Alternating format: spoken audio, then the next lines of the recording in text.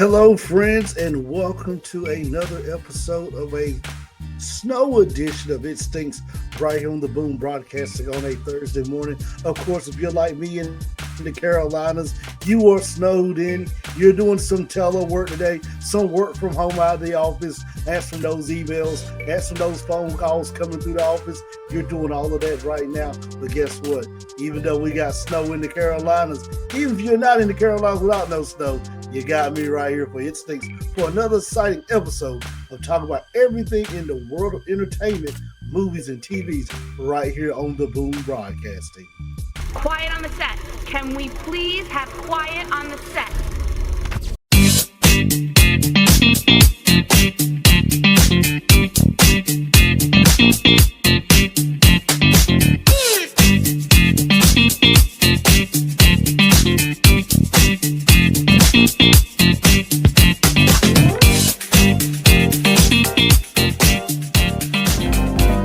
It stinks.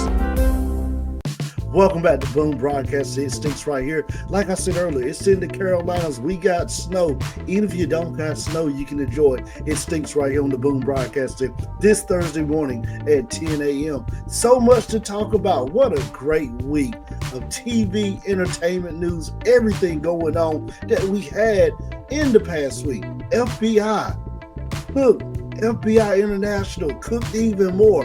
FBI Most Wanted took it to another level and cooked. Then Dick Wolf wrapped up his own call show that him and his son is doing on Amazon Prime.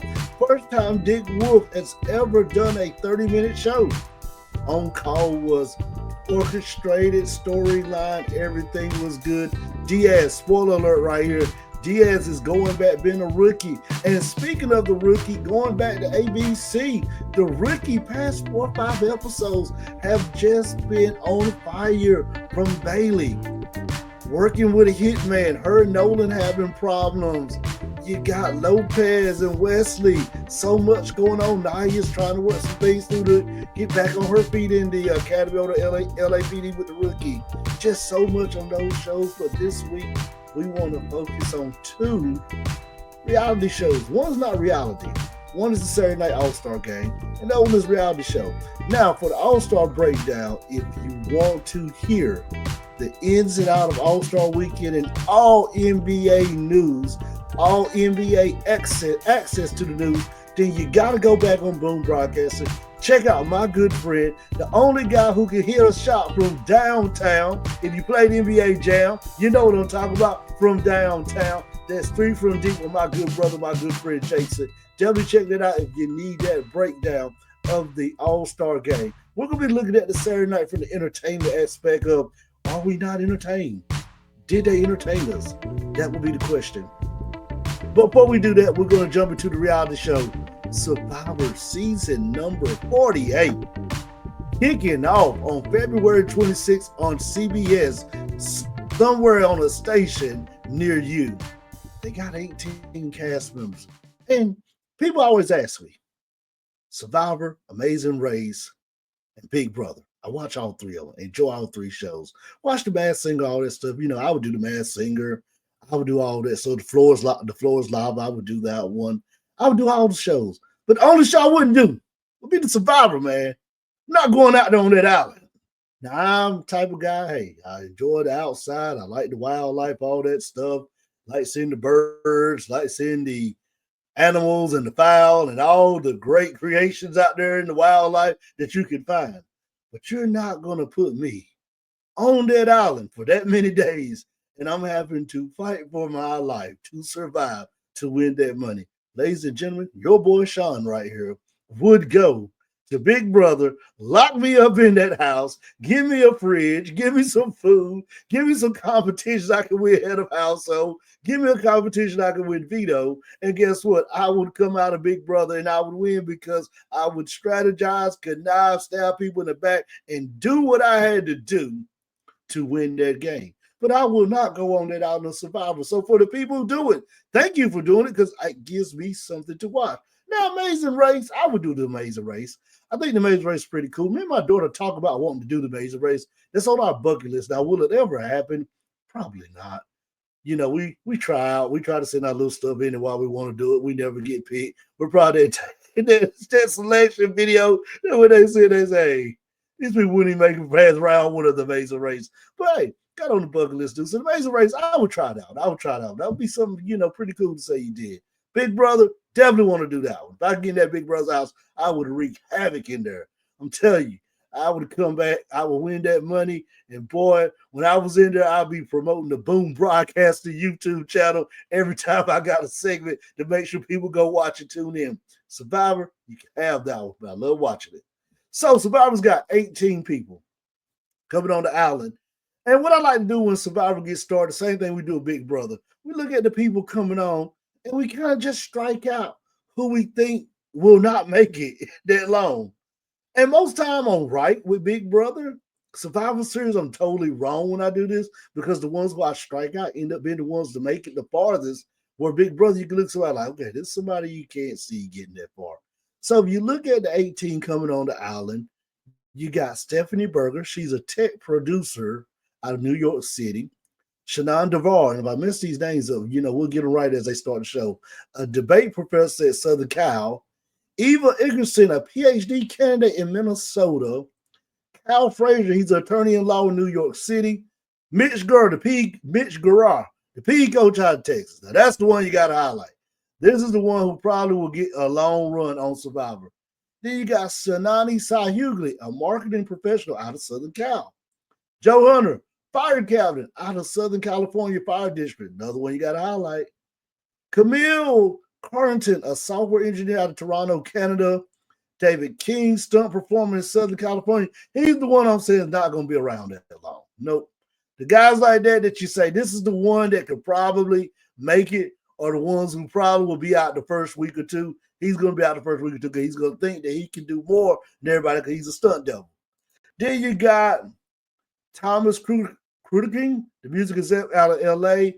Kevin Lung, he runs Kevin Lung's in Northern California. He runs his own business. Cedric McFadden, Kevin Lung's going to be someone out for a while. He's the fan. He's like me with Big Brother. You're the fan that want to live the dream. Say you did it. He's going to come week 1, week 2. He's off that island. Cedric McFadden, he's a surgeon in South Carolina. He's going to be the one that you will be surprised to get the farthest, the mythological thinker. Christy Nims, a flight attendant in Florida. No, Charity Nims, flight attendant in Florida. Definitely keep your eye on Charity. She's somebody to be on the lookout for. Justin Poppy, the pizzeria manager in Massachusetts. That could be the guy that wins it right there. The common man. Who do we love to root for on these shows more than anybody? The underdog, the common man, the Dusty Rose of Survivor right there. The pizzeria maker and manager out of Massachusetts, Justin Papia. You got my vote, brother. Go win Survivors. Then you got Bianca Rose. She's a public relations consultant out of New Jersey. She's going to know how to work the crowd. PR people, I'm telling you. They're the worst people to be around because they know how to work the crowd and get people on their side. That's their job, to sell products, public relations. You give out information. You announce stuff. You let people know. And in these type of games right there, they're the worst people to have in it because they can turn a crowd against you. They're like lawyers. I mean, same thing with a lawyer. The lawyer is there. They can turn people against you. That's their job. They're the ones who always get to that final 8, final 6, and they find a way to vote them out because now they're seen as a threat because they use their skills so much to help the other ones who are still around. Then you get the Chrissy Sonarski, the fire lieutenant out of Chicago FD. Star Toomey, a sales expert out of Georgia. Definitely keep your eye on Star. Star Toomey, keep your eye on Star.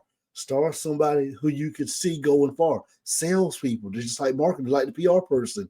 They know how to pressure you into making those decisions. Their job is to sell stuff. They're the people who own that phone, night in, minute in, day out, grinding on the phone, making those calls. They used to get the dial tone, click. They use all that stuff. So what they do, move on to the next. And then last but not least, Mary Zing, the substance abuse counselor in Philadelphia. Can she use her reverse psychology? Substance abuse counselors, they have to take a lot of psych classes, a lot of sociology classes. Can she use that training to help her get ahead on the island? 18 members going on the island. I told you if it was me, my friend, I would not want to be on the island. But this year, They will be going there. It's going to be filmed in the Pearl Islands of the Philippines and in Guatemala. So they're going to be all around. They're going to be in the Makakasi Islands and the Fiji for the past 15 seasons. Is where they've been at. But this year, they're going to the Pearl Islands in the Philippines for it. So, who's going to stay and who's going to go? Stephanie Berger. Nothing against the Ted person, but he ain't going to make it on Survivor. Not going to be person around that long. Shawn DeVar, the debate professor out of Southern Cal, the professor who teaches speaking, column 231, speaking and debating class. Mia Carter. Eva Ergeson, the PhD candidate in Minnesota, week 2 gone. You got nothing to play for. You're just doing it to hate, to live the dream. Cal Frazier, attorney in New York City. Seen attorney win Big Brother. Would not be surprised to see attorney Cal Frazier win Survivor. Keep your eye on him. He's a Final Four person right here. Simone Sal Hughley, the marketing professional in Southern Cal. Week 3, they're gone. Joe Hunter, the fire captain in Southern Cal. Nothing like seeing somebody in the fire department have a long run on these type of shows. Always root for the local government people. I myself work in local government. So when I see people like the fire department, police people who work in local government, work in state and county government, work in federal government, always root for them because I just feel like we're all united in a brotherhood if you work in the public sector. So, hey, hopefully the fire captain has a long run. Camille Carson, software engineer out of Toronto. This is the one that's tricky because this is the one that can have a long run if they can use that engineering background to help their team, wield their team, to build traps, to build stuff, to win those games, those tribal games. So this is somebody who's going to be a very strong player that if they can be the one on that team, that when a lot of people get eliminated on their team and they have to consolidate teams, if this person can be that person that they can say, this is somebody we want, they can survive. Then you got David King. I told you week 1, he's going to stunt performer. Nothing against stunt performer. Hey, that's your career, that's your life. But those are the people that they see as threats to go home first. Thomas Kirkland, the music exec out of LA. No. Thomas, week 2, week 3, the tribe has spoken. You will be gone. Cedric McFadden, the surgeon out of South Carolina. One I'm worried about the most right here is that one because can the surgeon be able to adapt and use that background of being in a medical room to help advance their game in Survivor? Don't know about that one. Mid-Carter at the most. Then you got Kevin Ling that owns Kevin Ling in Northern Cal. Week 1, week 2, the tribe has spoken. You're going home. This is the person who sits on the couch, watches Survivor every season, says, I want to do that. I'm living the dream. If I go home week 1, week 2, guess what? I lived the dream. I done it.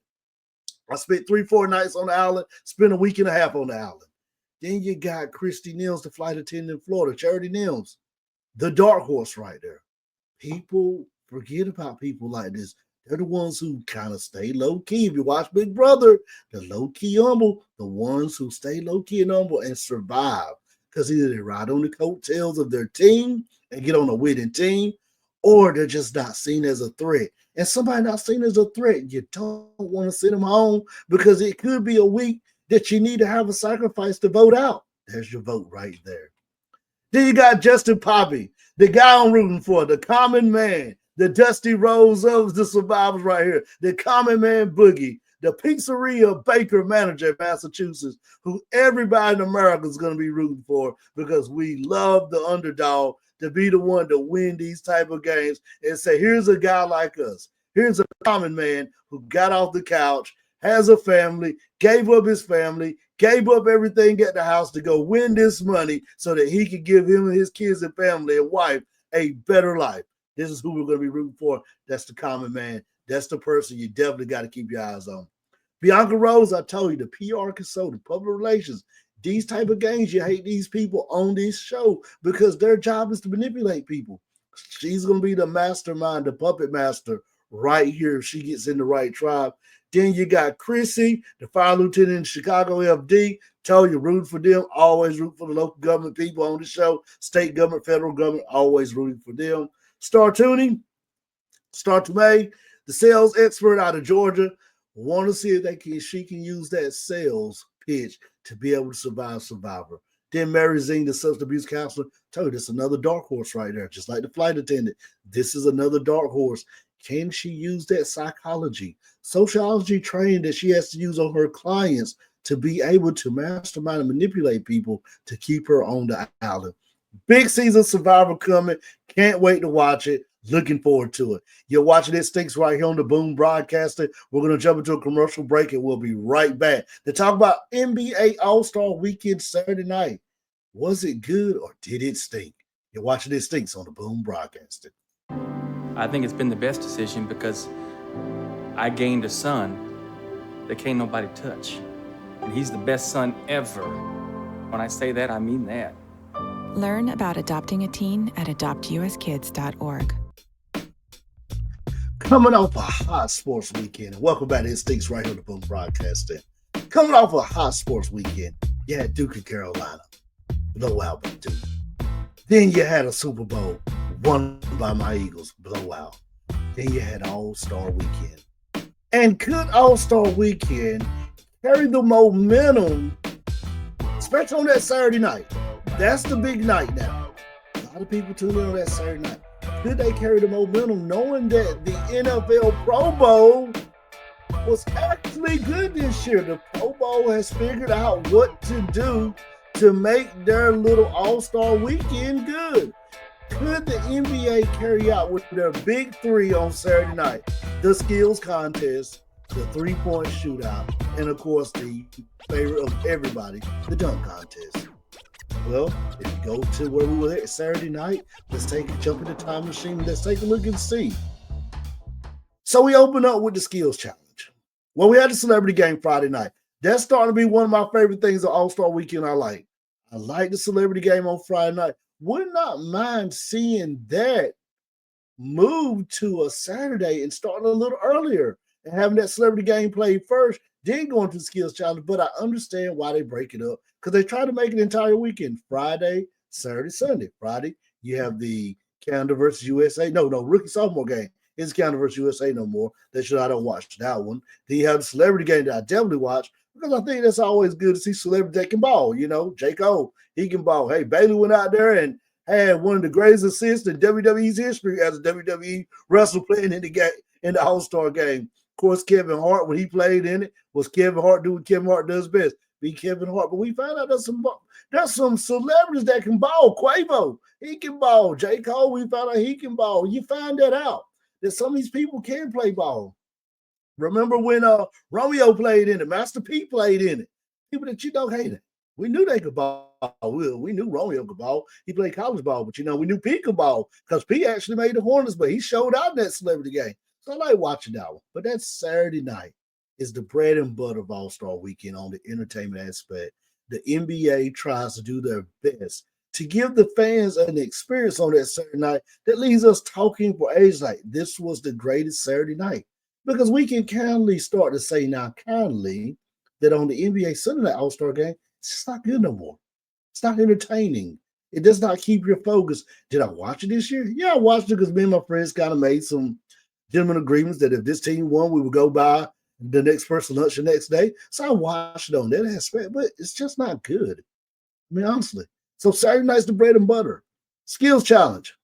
I'm a fan of it. Like it. Thought it was great. Hey, I don't have a problem with Wemby and Chris Paul cheating. Should not have been disqualified. Should have moved on to the next round to play the Cavs, play Donovan Mitchell. Don't have a problem with that. Nowhere in the rules did you state that as long as I attempt to shoot the ball and miss, it doesn't count. You said you just got to shoot the ball. Now those shots, I don't have to make them. As long as they hit the rim with a backboard, or as long as they are in close to the goal. I mean, it's just like the NFL, intentional grounding. What's intentional grounding? When you throw the football out of bounds on purpose and there's nobody around it. Intentional grounding. In the NBA, what is the rules? As long as the ball goes somewhere near the basket, near the hoop, it's a shot. It doesn't matter where I shoot it at. There should not have been a reason they were suspended. So I really liked that. And I really thought if they would have gotten to the next round and won this thing, it really would have brought the entertainment aspect up for the skill challenge. I'm a big fan of the skill challenge. Always like the skill challenge since they first started. Then we go to probably arguably my favorite of the Saturday night, the 3-point shootout. Growing up, watching Larry Bird, all them compete in it, watching Reggie Miller compete in it, Ray Allen compete in it, Steph Curry in this day and age right here, the greats compete in it, Dame Dollar, watching all of them compete in it, Glenn Robinson, all of them throughout my life. It's been great. So I'm a big fan of the 3-point shootout, big fan of it. It lived up to his expectations. I know a lot of people say, well, the story ball was just too much. No, you made it more entertaining now for the fan because now you can shoot a rack. You got a money rack with all your money balls that cost 2, that gives you automatically 2 points. And you got the story ball in that little hard shot in the corner that can give you 3 points. Thought they got it right. I do not have a problem with a 3-point shootout. I think the NBA now has a 3-point shootout in the proper way where it needs to be every time they do it. So that was good right there for the NBA to be able to pull it off that, to pull off 3-point shootout that good, 3-point shootout that good. Now, out of the 3-point shootout, we had a concert, ladies and gentlemen. Now we really get to the entertainment. We had my boy, LeVar Ball's son, the middle one, not Lonzo, not LiAngelo, LaMelo, came out and performed his new viral sensation song, I Might Swerve on You, whoa, whoa. You know, the kids played that a couple weeks ago. We was riding in the car. They say, Dad, you got to hear Jello's new song. I said, Jello, that's LiAngelo Ball. And you know, I knew he rapped because I knew Lonzo rapped, Melo, not Jello was the baby boy in Charlotte. They said, you got to hear Melo's new song. And I knew Melo rap, I knew Lonzo rap, knew Jello rap. I said, I listened to it. And when I heard the song, I said, man, it's kind of catchy. It's catchy. I ain't gonna lie. I caught myself that damn words. Like, I might swerve on you. Whoa, whoa, whoa. I caught myself singing that damn word. I was like, this song is growing on me. Do you want a viral sensation song played at All-Star Weekend after you just had Kendrick Lamar at the Super Bowl? Absolutely not. Now, this was been done on Friday night where people are watching, but not that many people watch. A lot of people are not fans of the rookie sophomore game, not fans of the celebrity game. Absolutely best night. This was his first ever big concert, one of the big ones, where he's in a massive crowd. No stage presence, no crowd presence. It was pretty much like he was at home in the backyard. Some of the Washington Commanders cheerleaders out there dancing around him with a leather jacket on, just rapping to his friends. This was not good for the NBA. I mean, hey, don't get me wrong. Like the song. Song is catchy, man. If you listen to it 3-4 times, it will grow on you like the 7-year play, 7-year itch. This was not the time or place to have a performance. They could have went with somebody else. So many good talent out there that they could have brought in, especially in the Bay Area. And I know he's from that area, so you felt like, hey, this is big. Viral song, blowing up on YouTube, blowing up on Instagram, blowing up on Facebook, all the social media platforms. Let's bring him out, Bay Area guy. But what everybody said after the song was, this is the most minutes. And I remember saying this. I told one of my boys this. He busted out laughing. Then we started texting everybody. It's like a chain reaction. This arguably was the most minutes he's had on an NBA court. The 4 minutes he sung his new viral song was not good right now. I mean, like I said, like the song, catchy song, no stage performance, no stage presence. The performance was below average. This is somebody that you should have saw him did some practice with this. And got, like I said, he didn't know the song was going to go viral, become a hot song with the crowd out now. He didn't know that, but just felt like it was the wrong time for it. Now we're moving to the dunk contest. Night of the night. This is what everybody's been waiting for, the dunk contest. Can Mac win number 3? That was the question. Can Mac win number 3? Ladies and gentlemen, dunk contest is just no disrespect. I like Mac. Mac, to me, has saved the dunk contest for the past 3 years. Yes, he has. He has given us entertainment the past 3 years with his style of dunking. But when you got a guy that's in the G League on a 2-way contract, winning the dunk contest 3 years in a row, there's a damn problem in the NBA. There's a damn problem in the NBA. No disrespect, like Matt. Thank you, Matt. Hey, thank you. We appreciate it.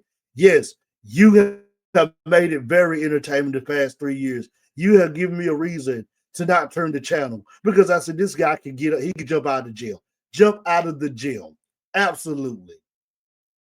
But there's a problem in the NBA, and that's something that we can discuss on the Out of Pocket one day, maybe on a Three from Deep one day, maybe on any other channel one day. Quick hits, anything about a problem in the NBA, because there's a damn problem in the NBA when a G League guy is winning the dunk contest 3 years in a row, when you got dunkers, Zion Williamson, and many, many more that should have their butts on this line in the dunk contest. And I'm going to get on the soapbox and I'm going to get off of it. And I'm going to save for out of pocket because I'm really getting out of pocket on it states because we're supposed to be talking about entertainment on this. But that's not entertainment because LeBron James, that guy right there, a guy who I like, but I'm starting more and more arguably not to like LeBron James because he's so worried about his legacy.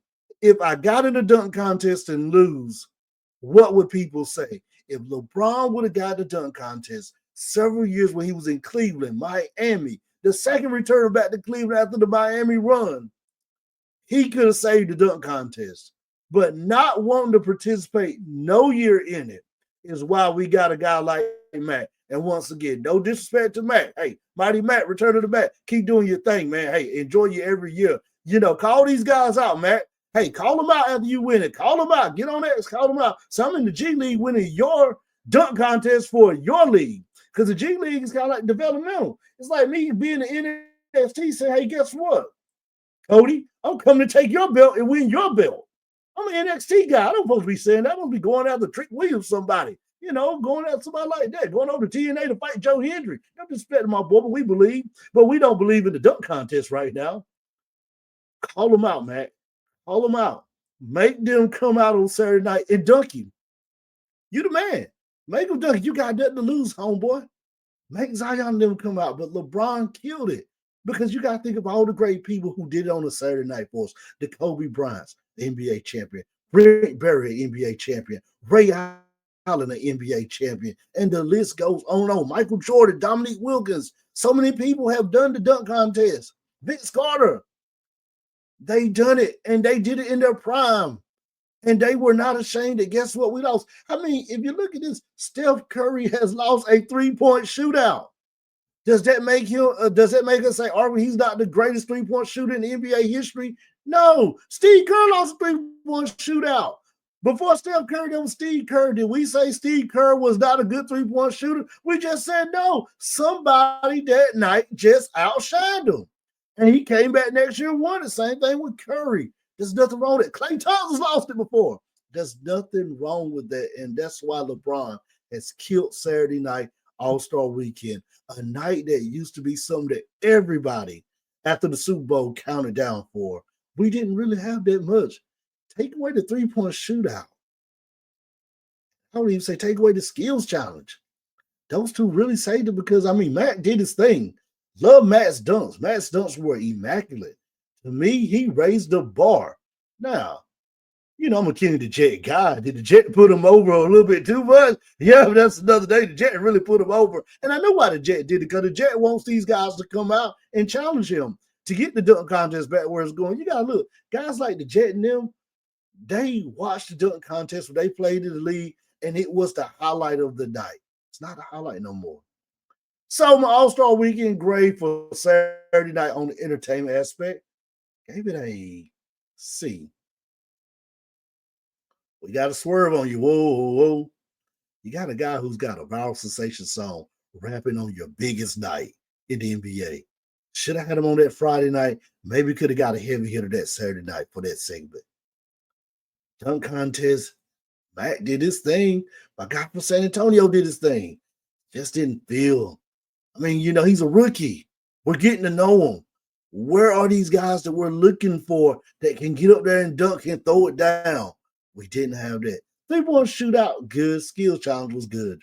So that's what I got to say on the All-Star Weekend. As I said, for more in-depth coverage, hop on my boys Jason 3 for Deep show right here. He will tell you everything about All-Star Weekend and the NBA right on 3 from Deep. Well, this is Shawn. We have enjoyed it. Enjoy the snow if you're in the Carolinas, the Virginia area, the South Carolina. I think a little bit may touch Georgia, not for sure. Enjoy that. If not, go outside, think you got some snow, and enjoy your day. This is Shawn. I'm signing off on It Stinks.